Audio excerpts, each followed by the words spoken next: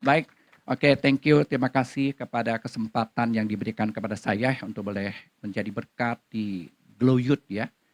Hari ini yang adik-adik yang suka Mas hari ini yang setia di dalam Tuhan ya, nggak jalan-jalan ya? Nggak ya?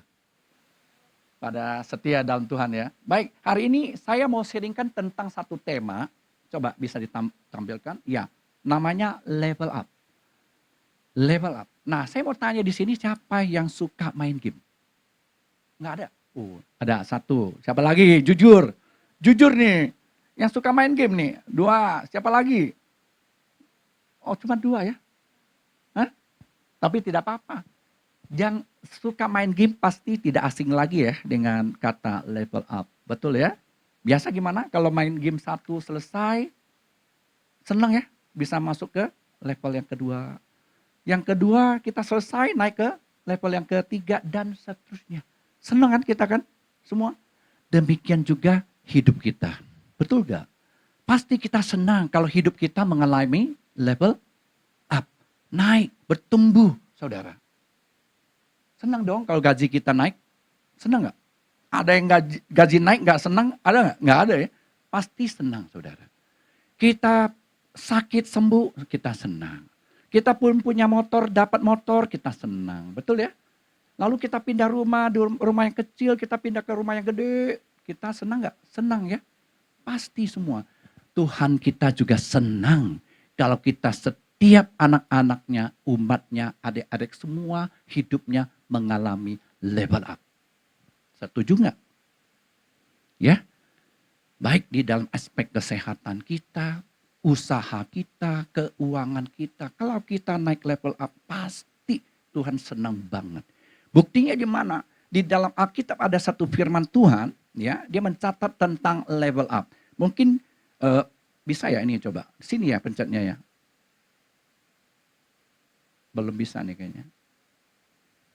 Bisa tolong dibantu. Coba tolong dibantu. Nah, ini dia. Ya, di dalam Alkitab itu ada satu firman Tuhan yang mencatat tentang level up. Saya percaya ini bahwa firman Tuhan ini sudah pasti tidak asing lagi teman-teman. Adik-adik sudah sering mendengarnya. Bahkan kalau lagi kita baca pasti katakan amin. Coba ya kita sama-sama baca ya. Ya, 3, 2, 1. Tuhan akan mengangkat engkau. Haleluya, nggak ada amin nih kayaknya nih. Amin, ya kenceng dong. Lalu, nah gitu dong. Oke, stop dulu deh. Ya, jadi Tuhan ingin mengangkat kita menjadi apa? Tadi kepala, menjadi leader, menjadi bos, menjadi pemimpin, saudara. Tapi firman Tuhan ini berkata tidak berhenti di situ aja. Lanjutannya apa? Coba.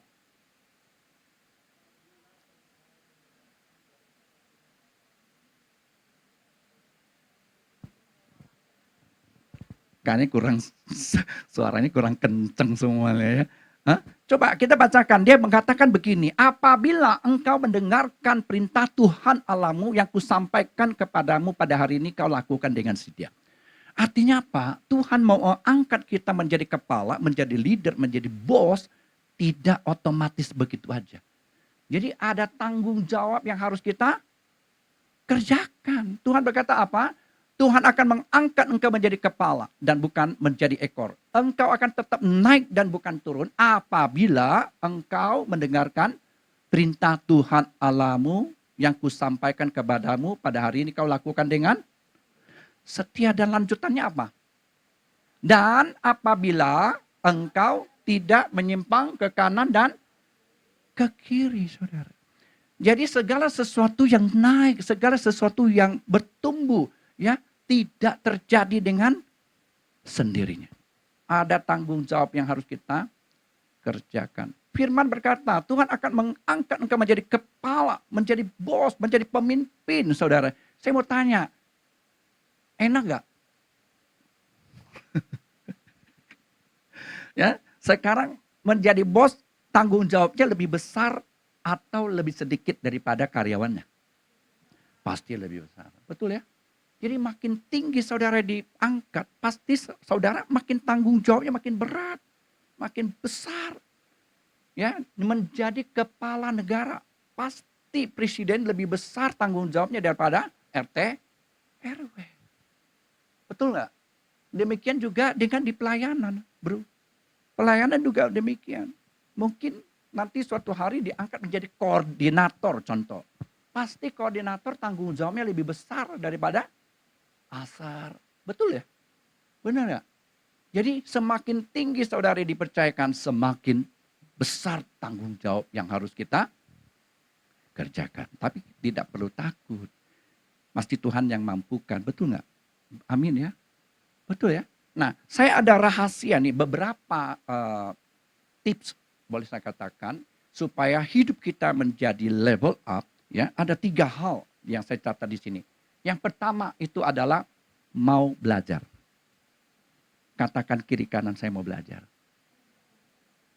Ya, jadi ada hal yang membawa kita level up. Yang pertama, ya, itu adalah mau belajar. Di sini ada yang orang Teochew, ada nggak? Nggak ada ya? Papa saya Teochew. Nggak ada di sini, nggak ada yang Teochew. Nggak ada ya? Ada nggak? Tahu-tahu gitu loh. Nggak ada. Nah, papa saya itu Teochew. Saya dari keturunan Teochew. Itu ada satu pepatah mengatakan begini. Jia kau lau, kau lau. Bahasa Teochew-nya. Tapi tahu nggak artinya? Nggak tahu semua. Makan sampai tua, belajar sampai tua. Jia kau lau, kau lau. Nah, itu bahasa Teochew. Papa saya mengatakan statement ini kepada saya. Sampai sekarang saya masih ingat. Artinya kita hidup, kita makan sampai tua, belajar sampai tua, saudara. Jadi sekarang coba bayangkan ya, ilmu pengetahuan begitu bertumbuh begitu cepat sekali. Hampir-hampir kalau kita kejar pun, kita mengikutinya pun, hampir kita ketinggalan. Apalagi kita tidak belajar. Jadi hidup itu kalau saudara mau level up harus belajar. Belajar sampai tua. Itu pepatah kata dari papa saya. Ya, kalau. Jadi hidup itu harus belajar, terus belajar saudara. Ya. Yang tidak mau belajar itu adalah orang yang sombong. Orang bodoh. Coba kita baca satu firman Tuhan lagi. Di sini mengatakan begini nih. Ya. Amsal 12 ayat 15 mengatakan, jalan orang bodoh lurus dalam anggapannya sendiri. Tetapi siapa mendengarkan nasihat, ia bijak. Pernah gak sih teman-teman ketemu orang kalau lagi ngobrol sesuatu, pokoknya dia yang paling hebat gitu loh. Pernah gak sih? Pernah. Jujur gak apa-apa kita di sini mah ngobrol-ngobrol aja. Saya sering ketemu dengan orang kalau lagi ngobrol sama dia, oh bukan, yang benar yang ini. Ngomong politik dia bilang, oh bukan, yang benar yang ini. Ngomong firman bukan, pokoknya yang benar yang ini saudara. Pokoknya dia benar semua. Ada gak sih? Nggak jujur. Kok kenapa cuma gua doang yang ketemu kayak gitu ya? Ada gak sih? Ada. Ada orang yang kayak begituan. Tapi orang yang begituan gak bakalan dia itu level up. Gak bakalan. Gak bakalan. Orang sombong itu menurut orang bodoh nih lurus dalam anggapannya sendiri. Dia merasa dirinya selalu yang benar. Paling hebat, paling pintar, paling berhikmat, paling kuat dan segala macam. Pokoknya dia yang paling-paling deh gitu loh. Tapi setelah diselidiki benar-benar ternyata orang ini gak hebat-hebat amat. Cuman taunya dia paling tahu, dia paling hebat, dia paling benar, paling betul pokoknya. Ya, tapi setelah diselidiki orang ini nggak hebat-hebat amat, saudara. Jadi orang yang rendah hatilah yang mau belajar, saudara. Ya, jadi Amsal 16:18 mengatakan apa? Orang kecongkakan mendahului kehancuran, tinggi hati mendahului kejatuhan. Orang sombong nggak bakalan level up. Bahkan firman berkata dia akan mengalami kejatuhan. Nggak ada yang sombong yang terus level up, maju, nggak ada. Bahkan dia mengatakan firman berkata, orang yang sombong justru itu mendahului kehancuran. Tinggi hati mendahului kejatuhan. Ya, jadi jangan sombong hidup, tidak boleh. Maka tidak akan pernah terjadi level up. Yang kedua, ya. Yang kedua, hal yang membawa kita level up adalah mau inovasi. Nah, mau inovasi. Mau inovasi, saudara saya coba share ke dalam Google, coba ketik arti inovasi. Dia keluarnya seperti ini, gitu loh. Arti inovasi. Inovasi adalah suatu proses pengembangan dengan menciptakan suatu hal yang baru berbeda dengan sebelumnya. Itu inovasi. Inovasi juga bisa diartikan sebagai penemuan baru dalam teknologi atau kemampuan dalam memperkenalkan sebuah temuan baru yang berbeda dari yang telah ada sebelumnya. Jadi inovasi boleh saya simpulkan itu adalah kita mau berubah gitu loh. Menciptakan sesuatu yang baru. Menciptakan jadi hidup yang baru gitu loh. Jadi inovasi itu adalah merupakan satu alat supaya kita keluar dari permasalahan kita. Inovasi juga merupakan satu media supaya kita keluar daripada krisis kita, saudara.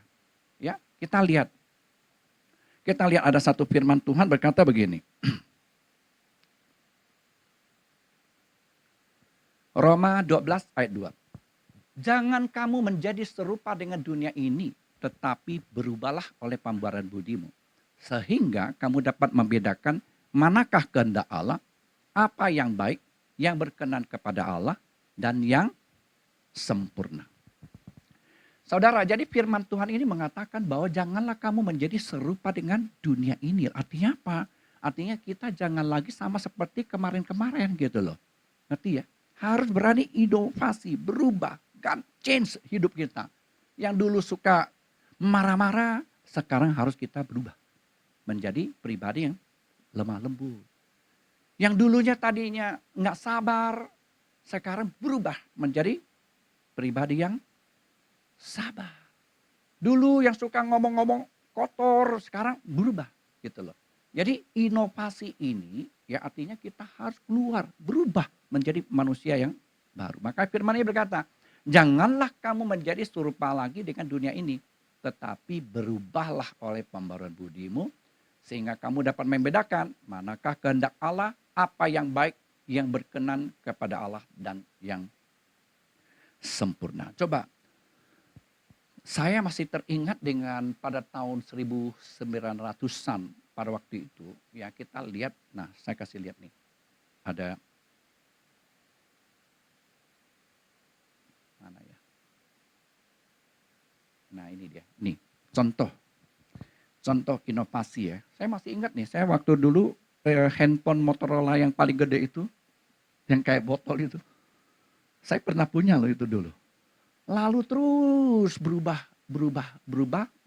sampai sekarang menjadi Sony Android ya. Saya punya Nokia pada waktu tahun 1900-900-an ya. Nokia itu terkenal. Mungkin teman-teman tahu ya, mungkin adik-adik belum punya kali ya. Saya punya. Itu pada waktu itu lagi jaya-jayanya itu pada waktu tahun 1900-an. Saudara, tapi ya perusahaan ini tidak melakukan inovasi. Dia nyaman dengan keberhasilannya.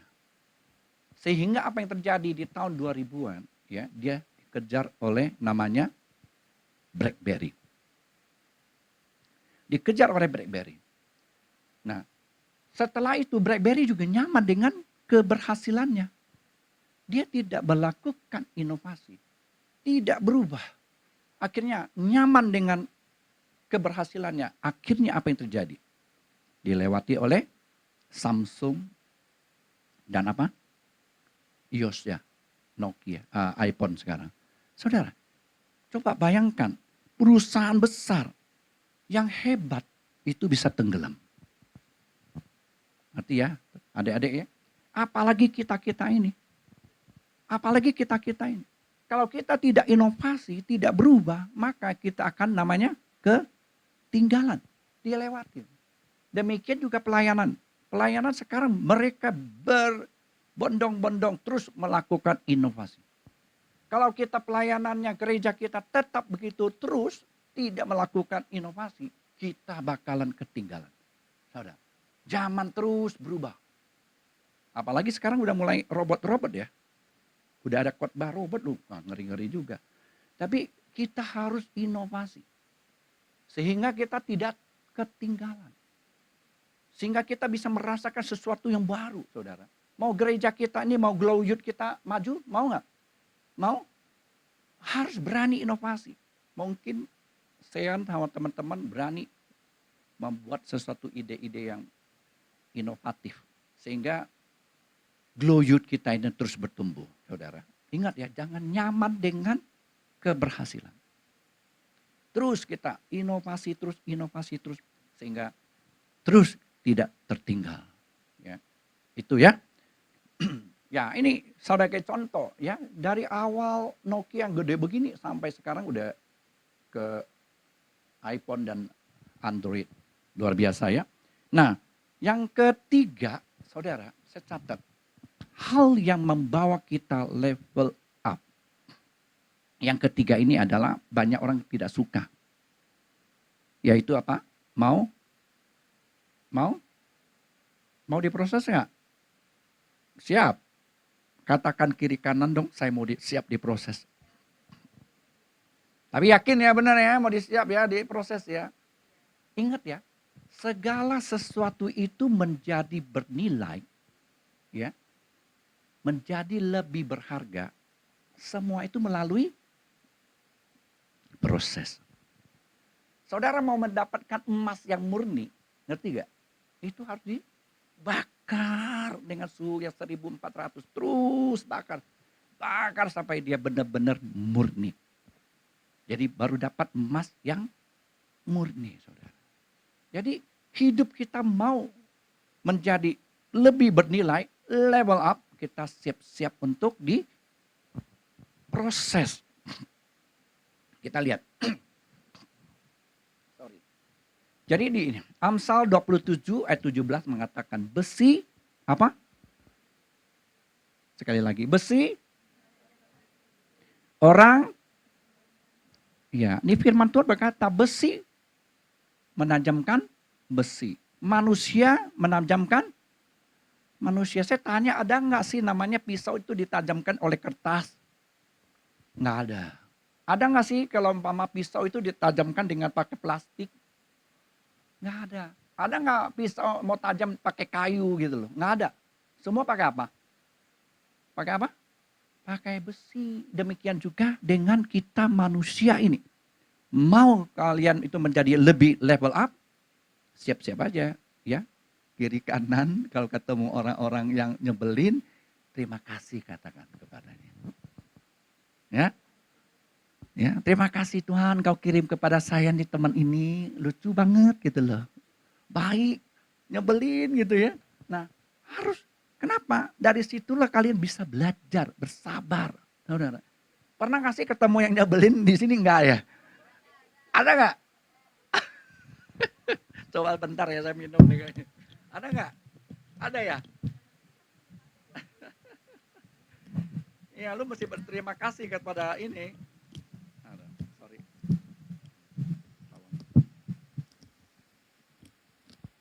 Oh, iya. Sorry ya, saya minum ya.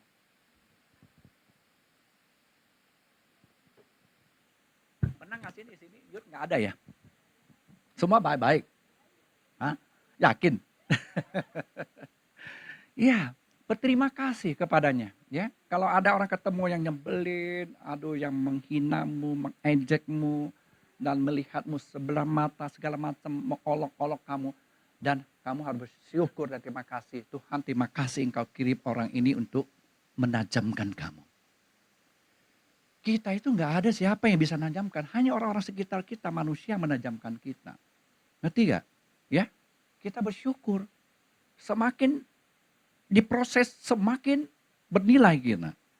Kita coba lihat jeruk kalau diperas menjadi apa? Air jeruk. Mana yang lebih mahal?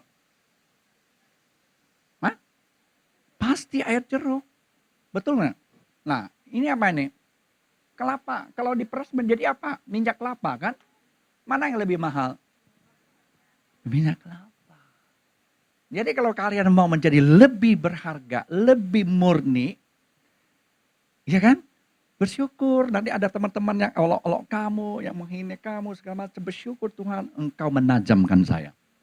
Dari situlah semakin ditekan kita, semakin kita tumbuh untuk belajar mengasihi dia. Belajar memaafkan dia. Belajar mengampuni dia. Di situ buah-buah roh kita tumbuh. Saudara, nggak apa-apa. Makanya bersyukur kalau memang kita komunitas ini ada yang kayaknya yang nggak enak gitu, nggak apa-apa. Datang kepadanya, ucapkan terima kasih ya. Engkau telah mengasah saya menjadi lebih tajam. Setuju nggak? Setuju ya? Nah ya, jadi ini dia saudara. Ini ada terakhir. Ya, supaya kita hidup level up, supaya kita naik level, ada satu rahasia yang perlu kita sama-sama belajar, yaitu bersama dengan bangsa Israel. Ya, kita coba baca sama-sama ya. Ulangan 7 ayat 17-19 mengatakan begini, jika sekiranya engkau berkata dalam hatimu, bangsa-bangsa ini lebih banyak daripadaku, bagaimana aku dapat menghalaukan mereka? Maka janganlah engkau takut kepada mereka. Ingat selalu apa yang dilakukan Tuhan Allahmu terhadap Firaun dan seluruh Mesir. Yakni cobaan-cobaan besar yang kau lihat dengan matamu sendiri, tanda-tanda dan mukjizat-mukjizat tangan yang kuat dan lengan yang teracung yang dipakai Tuhan Allahmu untuk membawa engkau keluar. Demikian juga akan dilakukan Tuhan Allahmu terhadap segala bangsa yang engkau takuti. Sebagai yang terakhir saya mau sampaikan kepada adik-adik ya. Kita tahu kita harus belajar dan terus belajar. Kita mau level up, kita belajar dengan Alkitab, ada bangsa Israel yang dapat kita belajar. Di dalam firman Tuhan ini berkata, jika sekiranya engkau berkata pada dalam hatimu, bangsa-bangsa ini lebih banyak daripadaku, bagaimana aku dapat menghalaukan mereka. Konteks daripada firman Tuhan ini kalau saya tarik kepada konteks zaman sekarang ini. Umpama sepertinya kalian sedang lagi menghadapi masalah yang besar. Bagaimana kita bisa naik level up? Bagaimana kita bisa maju? Kalau masalah kita banyak, utang kita masih banyak, sakit saya masih belum sembuh, saudara. Bagaimana kita bisa level up? Firman Tuhan suruh kita level up. Masalah saya lebih banyak daripada kemampuan saya. Saudara, kita belajar dengan konteks ini. Konteks ini adalah pada waktu itu bangsa Israel jatuh sampai kepada budak. Masuk di dalam perbudakan di Mesir 430 tahun. Susah gak sih? Susah gak? Jadi budak loh. Bagaimana bangsa Israel bisa keluar daripada perbudakan? Dia keluar ke padang gurun, saudara. Tuhan suruh Musa bawa bangsa Israel keluar dari padang gurun, saudara.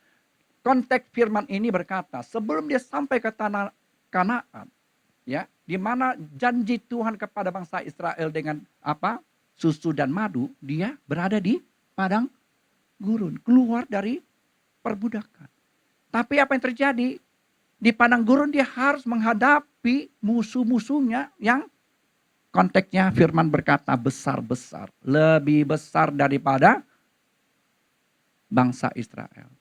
Jumlahnya lebih banyak daripada orang Israel. Saudara, sama seperti hidup sekarang ini. Contoh, kita bagaimana level apa? Aduh, utang gua masih banyak gitu loh. Ya gajinya cuman gotiau, sekarang utangnya udah miliaran, saudara. Bagaimana saya bisa menang dengan kehidupan ini?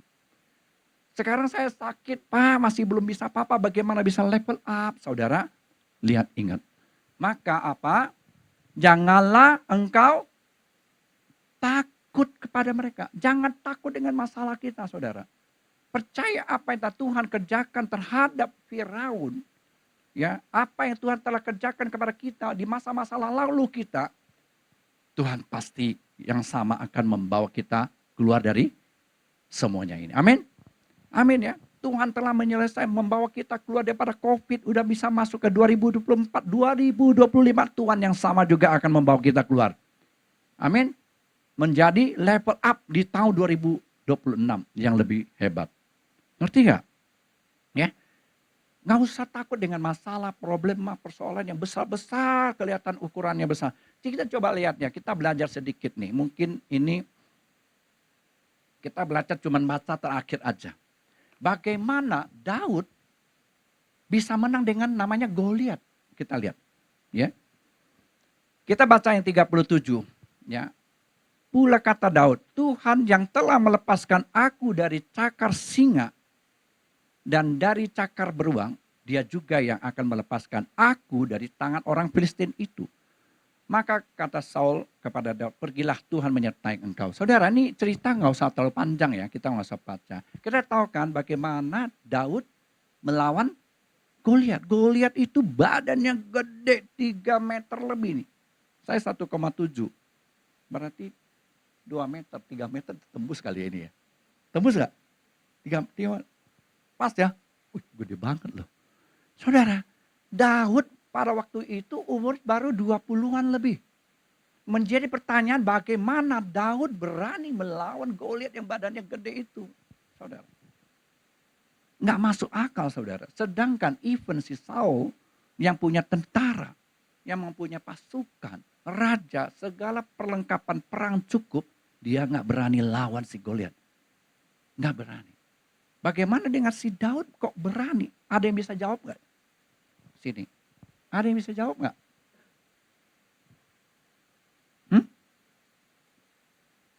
Padahal si Daud cuman hanya penggembala beberapa ekor ayahnya.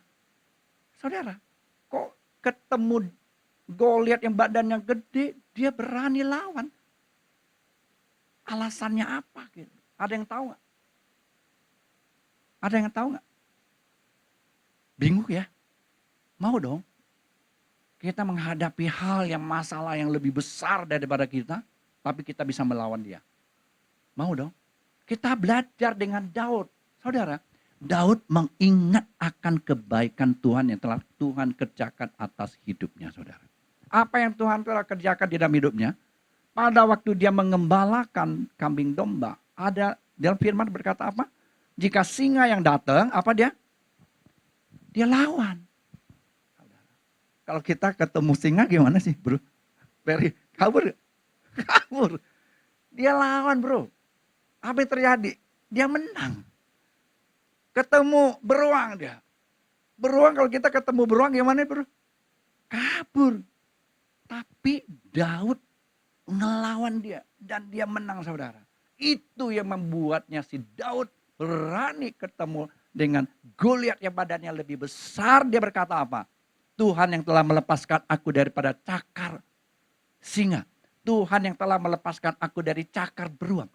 Tuhan yang sama juga akan melepaskan aku dari orang Filistin itu. Setuju gak? Ini rahasianya. Ini rahasianya, suatu hari adik-adik bertumbuh besar. Ketemu dengan masalahmu yang besar. Yang tinggi-tinggi, gede-gede. Ya, ingat kebaikan Tuhan. Tuhan telah membawa kamu keluar di tahun 2024. Tuhan yang telah menyelamatkanmu sampai hari ini. Tuhan yang sama juga akan pelihara kita. Setuju gak? Kurang aminnya kurang kenceng nih. Amin gak? Ini rahasia hidup kita. Simple. Kita mau level up. Ingat kebaikan Tuhan. Tuhan telah menyelamatkan aku waktu COVID. Tuhan yang sama juga akan membawa saya keluar daripada tahun 2025 ini. Setuju nggak? Ya, saya pikir ada hal-hal penting hari ini pesan Tuhan kepada adik-adik. Ya, ada 3 hal tadi apa? Supaya kita level up. Ya, inovasi mau diproses. Ya, siapkan diri. Ya, belajar. Yang kedua, mau inovasi hidupmu, jangan monoton terus, ya, sehingga kamu bisa level up. Dan yang ketiga, jika Tuhan sedang proses kalian, siapkan diri, ya, jalankan dengan enjoy, bersyukur, maka percaya kalian akan terus naik dan tidak akan pernah turun. Yang terakhir, rahasia hidup adalah ingat akan apa yang telah Tuhan kerjakan atas kehidupanmu. Tuhan yang bisa membawa kalian keluar daripada tahun 2024, Tuhan yang sama yang akan membawa kalian keluar di tahun 2025 ini, ya. Saya rasa tidak perlu terlalu panjang firman Tuhan, ya. Kita tundukkan kepala, kita berdoa. Bapak, kami bersyukur, terima kasih atas kebenaran firman-Mu yang disampaikan kepada adik-adik kami terkait dengan tema level up ini Bapak. Biarlah firman ini yang ditaburkan tidak kembali dengan sia-sia. Biarlah kami Tuhan terus boleh belajar dengan keadaan, belajar melalui orang lain, belajar kepada orang yang lebih pintar kepada kita. Terlebih lagi Tuhan, kami mau berinovasi atas kehidupan kami. Kami tidak mau ketinggalan. Karena berubah terus dunia ini, maka kami juga harus terus berubah Bapak. Dan terlebih lagi Tuhan, kami juga siap untuk diproses. Apapun yang Tuhan proses, izinkan terhadap di kehidupan kami yakin percaya di balik proses ada berkat yang sedang menanti kami Bapak. Inilah firman yang kami sampaikan, bila boleh berakar, bertumbuh atas kehidupan adik-adik kami ke depan. Kami selalu mengingat akan kebaikan Tuhan. Tuhan telah menyertai kami, Tuhan yang telah menjaga kami, Tuhan yang telah menolong kami di tahun-tahun sebelumnya. Kami yakin dan percaya Tuhan yang sama juga yang akan terus menolong kami untuk keluar daripada setiap pergumulan persoalan kami Bapak. Kami serahkan Tuhan untuk setiap anak-anak-Mu yang ada di tempat ini ke dalam tangan-Mu. Tuhan yang selalu membuka jalan kepada setiap adik-adik kami ke depan sehingga dia, anak-anak kami Tuhan, anak-anak-Mu boleh mengalami terus level up dan terus naik menjadi kepala, menjadi pemimpin, menjadi leader untuk setiap pekerjaan mereka Bapa. Di dalam nama Tuhan Yesus kami berdoa dan mengucapkan syukur. Haleluya. Amin.